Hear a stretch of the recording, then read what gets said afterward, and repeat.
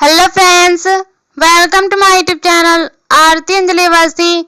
Upcoming episode के update आपके लिए लेकर आई हूँ। वीडियो शुरू करने से पहले मेरी आप लोगों से एक छोटी सी रिक्वेस्ट है, प्लीज वीडियो को हाइप कर देना एंड चैनल को सब्सक्राइब कर देना। Thank you. निवेदिता कहती है कि अमन की बेटी दिखने में कैसी है और काफी बड़ी भी हो चुकी होगी। महक बताती है कि हाँ, उसकी आज शादी थी लेकिन उसकी शादी हुई नहीं। वह जिससे प्यार करती थी उसकी शादी उससे टूट गई। और महक कहती है मैं पापा से कह रही हूँ कि उन लोगों को घर वापस लेकर आए। तभी सारिका कहती है कि नहीं, उस मनहूस को इस घर में लाने की कोई जरूरत नहीं है, क्योंकि इस घर में भिखारियों और अवस्थियों और कुत्तों को आना मना है। यही बात राघव सिंह राजपूत भी कहता है कि यह बात मैंने सालों पहले कही थी और आज फिर से कह रहा हूँ कि इस घर में कुत्ते और अस्थियों और भिखारियों का आना सख्त मना है। वहीं दूसरी तरफ वेद राजवंशी आरती के रूम के पास पहुंचता है और उससे रो रो कर फरियाद करता है कि आरती दरवाजा खोलो, मैं तुम्हारे मुंह से सुनना चाहता हूं कि तुम मुझसे प्यार करती हो या नहीं। वेद राजवंशी के लाख कहने पर आरती दरवाजा नहीं खोलती और आरती सोचती है मैं दरवाजा नहीं खोल सकती, अगर मैंने दरवाजा खोला तो मैं कमजोर पड़ जाऊंगी। आरती दरवाजा खोले बगैर ही कहती कि वेद राजवंशी तुम यहाँ से चले जाओ, क्योंकि तुम्हारी मेरी जिंदगी में कोई जगह नहीं है और तुम्हारी शादी कली से हो चुकी है। उसके साथ अपना घर बसाओ और अपनी माँ से आशीर्वाद ले लेना। वेद राजवंशी कहता है कि माँ को मैंने तुम्हारे बारे में बताया है और मैं तुम्हारा जवाब सुने बगैर यहाँ से नहीं जाऊंगा। वेद राजवंशी जोर जोर से आई लव यू चिल्लाता है। तभी आरती हार मानकर दरवाजा खोल देती है और आते ही वेद के एक थप्पड़ जड़ देती है और कहती है कि अपनी बीवी के सामने किसी और लड़की को आई लव यू कहते हुए शर्म नहीं आती क्या तुम्हें, और चले जाए यहाँ से।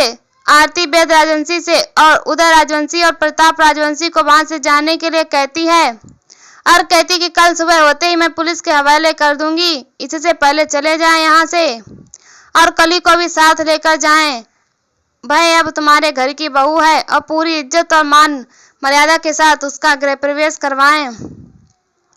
आरती दरवाजा बंद कर लेती है। वेद राजवंशी जाने के लिए तैयार नहीं होता है।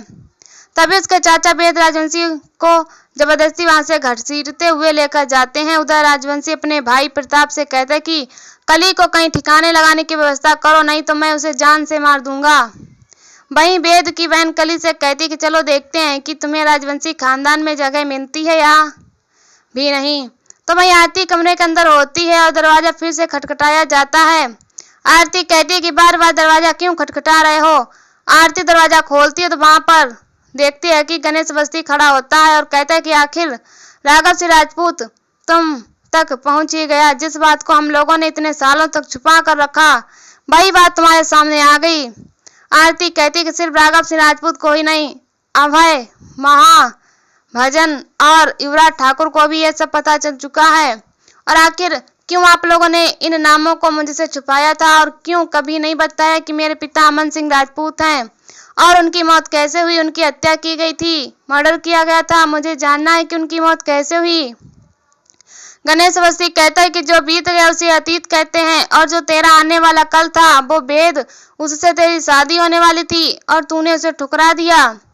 आरती कहती है कि हाँ, मैंने उसे ठुकरा दिया क्योंकि उस सिंदूर का बोझ मैं उठा नहीं पाती। उस सिंदूर के पीछे में हजारों बेगुनाह लड़कियों की जिंदगी बर्बाद हुई है, मैं वह सब सहन नहीं कर पाती, इसलिए मैंने उसे ठुकरा दिया। गणेश अवस्थी कहता है कि वेद तुझे प्यार करता है। आरती कहती है ऐसा प्यार नहीं चाहिए और आज से आरती अपनी शादी के लिए नहीं जिएगी। आरती सिर्फ अब कातिल को बर्बाद करने के लिए जिएगी, क्योंकि मैंने अपनी माँ से वादा किया है कि मैं उन्हें इंसाफ दिलवा कर रहूंगी और जिस तरह मेरी माँ नंबर 1 एडवोकेट थी, मैं भी नंबर 1 रिपोर्टर बनकर दिखाऊंगी और इस कहानी के अंत तक पहुंचूंगी और उस कातिल को ढूंढ निकालूंगी और उसे कटघरे में खड़ा करूंगी और फिर से इस केस को लड़ेगी एडवोकेट अंजलि अवस्थी। गणेश अवस्थी कहता है कि उसकी हालत इतनी नाजुक है, वह चल फिर भी नहीं सकती और वह आर्ग्यूमेंट कैसे करेगी। आरती अपने नानू से पूछती है कि तेरी माँ तो एक एडवोकेट है, तो फिर उनका ऐसा दुश्मन कौन था? क्या पर्सनली मेरी माँ ने दुश्मनी मोल ले रखी थी और उनका अराइवल कौन था? गणेश अवस्थी कहता है कि एडवोकेट राघव सिंह राजपूत आरती कहती मैं उस घर में वापस जाऊंगी और ये मेरा अधिकार है। गणेशवस्ती कहता है तू कहीं नहीं जाएगी और तू राघव सिंह राजपूत को नहीं जानती है, उसने धोखे से मुझको कोर्ट से निकलवा दिया था। आरती कहती है नानू आप ही एक एडवोकेट थी। गणेशवस्ती कहता हाँ मैं भी एक एडवोकेट था। गणेशवस्ती कहता कि आरती तू उसे नहीं जानती, वह तुझे एक ही झटके में खत्म कर देगा, वह बहुत बेरहम दिल इंसान है। आरती कहती है मैं उस कातिल को ढूंढ कर निकालूंगी और उसे सजा मैं जरूर दिलवाऊंगी। तो वहीं दूसरी तरफ युवराज काव्या को बताता है कि पापा सही कह रहे थे, अंजलि व्हील चेयर पर पड़ी है। जब हम लोग वहां पर पहुंचे तो सामने खड़ी थी उसकी बेटी आरती और उसे वह सब कुछ पता चल गया जो उसे पता नहीं चलना चाहिए था। काव्या कहती है क्या पता चल गया? युवराज कहता है कि उसे पता चल गया कि उसका राजपूत खानदान के साथ रिश्ता है और उसे यह भी पता चल गया कि हम लोगों का भी राजपूत खानदान के साथ पुराना रिश्ता है। और उसने राघव सिंह राजपूत को फोन करके चैलेंज किया है कि वह अपनी माँ को राजपूत हाउस में वापस लेकर आएगी। अब माँ तो जीते जी लाश बन चुकी है, अब बेटी का भी वही हाल करना पड़ेगा। काव्या कहती है क्या करेगा तू? युवराज कहता है कि मार दूंगा उसे और उसे भी जिंदा लाश बनाऊंगा, ना रहेगा बांस और ना बजेगी बांसुरी। वहीं दूसरी तरफ आरती अपनी मां अंजलि से कहती है कि नानू ने मदद करने से मना कर दिया, अब तुम ही बताओ माँ कि कौन तुम्हारा दुश्मन था और तुम तो प्रेग्नेंट थी, जो एक प्रेग्नेंट महिला को इस तरह से बेरहमी से मारने की कोशिश की, माँ बताओ।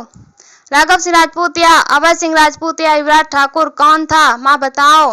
अंजलि कुछ बोलती नहीं। आरती कहती है कि ठीक है मैं उस खूनी को ढूंढ निकालूंगी और तुम्हें वे केस लड़ना होगा, नहीं तो तुम मेरा मरा हुआ मुंह देखोगी।